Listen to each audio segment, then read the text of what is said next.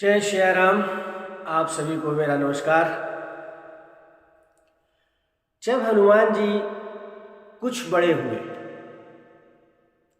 तो माता अंजना और पिता केसरी ने हनुमान जी का यज्ञोपवीत संस्कार कराया और यज्ञोपवीत संस्कार कराने के बाद उनको ये चिंता हुई कि हनुमान जी को शिक्षा कहाँ से ग्रहण कराई जाए।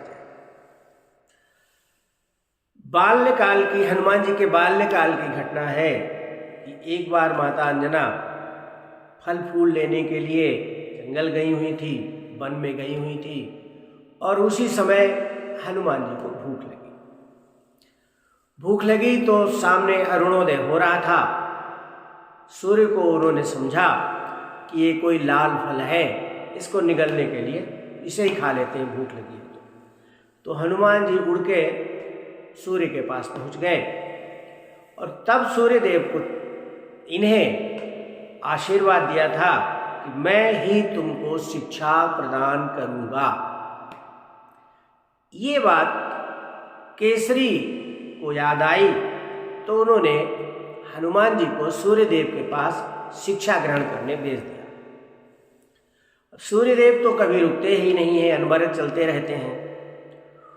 उन्होंने हनुमान जी से कहा कि भाई मैं तो अनवरत चलता रहता हूँ, मेरा जो सारथी है वो कहीं रथ को रोकता नहीं है, तो आपको शिक्षा ग्रहण करने में थोड़ी दिक्कत होगी, आप किसी अन्य को गुरु बना दीजिए। हनुमान जी ने कहा मुझे कोई दिक्कत नहीं होगी, क्योंकि मैं भी आपके साथ उल्टा चलता रहूँगा, आप सामने चलते रहिएगा, मैं आपके सामने देखता रहूँगा। और इस तरह हनुमान जी को सूर्य भगवान ने शिक्षा प्रदान करनी प्रारंभ कर।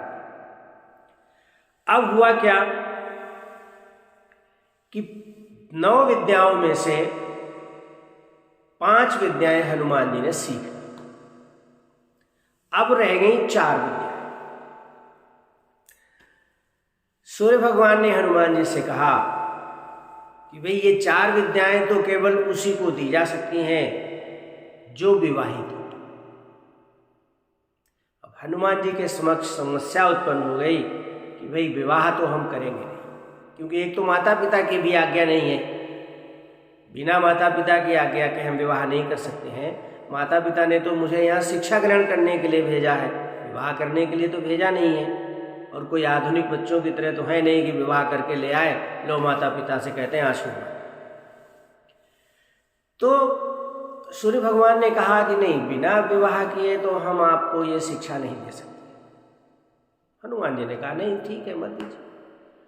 तो सूर्य भगवान ने कहा कि अच्छा ऐसा है कि जो आपको शिक्षाएं हमने दी हैं आप उनकी गुरु दक्षिणा हमें दीजिए। ठीक है, गुरु दक्षिणा लीजिए, बताइए हम क्या देते हैं, क्या आपको चाहिए इस गुरु दक्षिणा में। तो सूर्य भगवान ने कहा कि आप मेरी बेटी सुवर्चला से विवाह कर लीजिए। ये कथा पराशर संहिता में आती है, मैं अपने कोई मुंह से बना के नहीं कह रहा हूँ, ये कपोल कल्पित नहीं है, पराशर संहिता में इसका जिक्र किया गया है।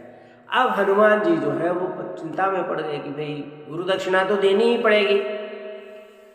सूर्य भगवान ने कहा कि आप चिंता मत कीजिए, क्योंकि मेरी बेटी जो सुवर्चला है तप में लीन है और आपसे विवाह करने के उपरांत वो तुरंत ही तपस्या करने चली जाएगी, आपको साथ रहने की आवश्यकता नहीं है, आप उसको साथ नहीं रखेंगे। सूर्य भगवान ने हनुमान जी ने इस शर्त पर सूर्य की पुत्री सुवर्चला के साथ विवाह किया और विवाह करने के उपरांत उन्होंने वो शेष विद्याएं भी सीख ली जो सीखने के लिए बकाया रह गई। इसी तरह की एक कथा पौमचरित में भी आती है।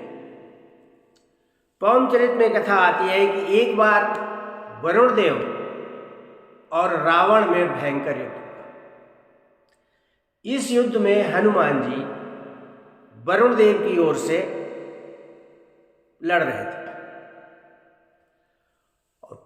युद्ध कई दिनों तक चला और इस युद्ध में फिर वरुण देव की विजय हुई। वरुण देव ने अपनी विजय के उपलक्ष्य में, यानी अपनी विजय की खुशी में, अपनी बेटी सत्यवती का विवाह हनुमान जी के साथ कर दिया।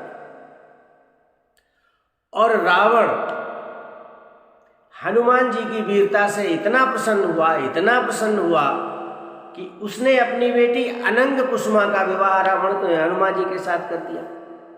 और ये बात भी मैं अपनी कपोल कल्पना से नहीं कह रहा हूं। पौम चरित में इस कथा का उल्लेख है। और अगर हम इन तीनों बातों को मान लें तो इस प्रकार हनुमान जी के 3 विवाह हुए। सूर्य की पुत्री सुवर्चला के साथ, वरुण देव की पुत्री सत्यवती के साथ और रावण की पुत्री अनंग कुसुमा के साथ। अब 3 तो विवाह हुए और फिर भी हनुमान जी कहलाते हैं कि बाल ब्रह्मचारी हैं। कैसे?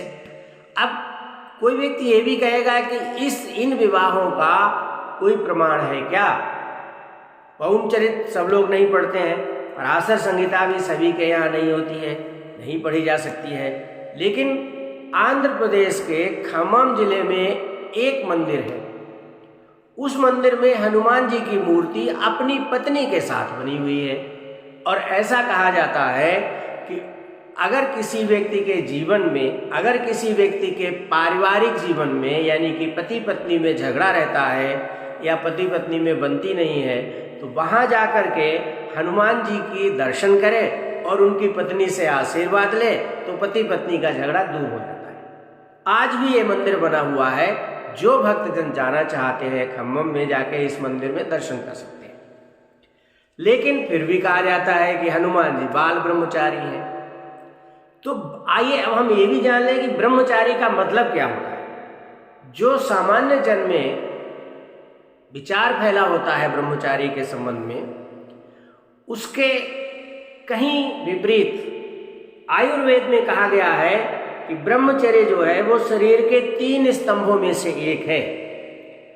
त्रय उपस्तंभा आहार स्वप्नो ब्रह्मचर्य।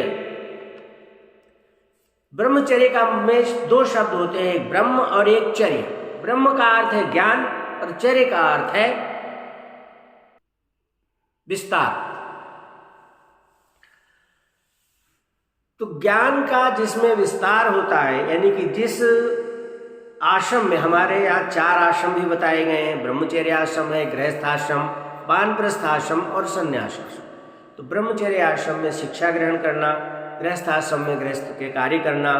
तो इस तरह अगर हम आयुर्वेद की बात माने तो ब्रह्मचर्य का मतलब होता है सात्विक जीवन बिताना, भगवान का ध्यान करना, भगवान की सेवा करना, सभी इंद्रियों और विकारों पर संपूर्ण अधिकार रखना।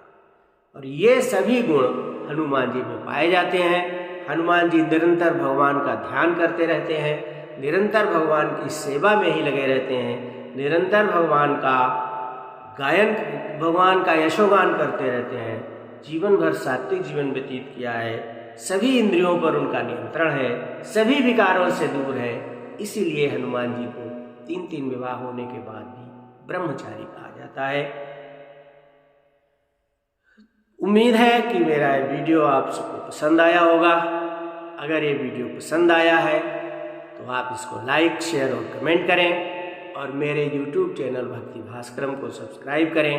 वीडियो देखने के लिए आपका धन्यवाद। जय श्री राम।